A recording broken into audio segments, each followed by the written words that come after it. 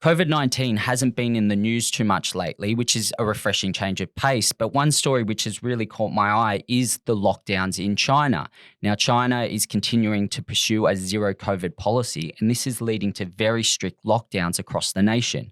Shanghai is the biggest city of note under a very strict lockdown because it is a manufacturing hub to likes of Tesla and several other major international companies. And it's also home to the world's biggest shipping facility. Now, 12 months ago, the port of Shenzhen was throttled down 30% for 4 weeks, and this caused major issues in the supply chain.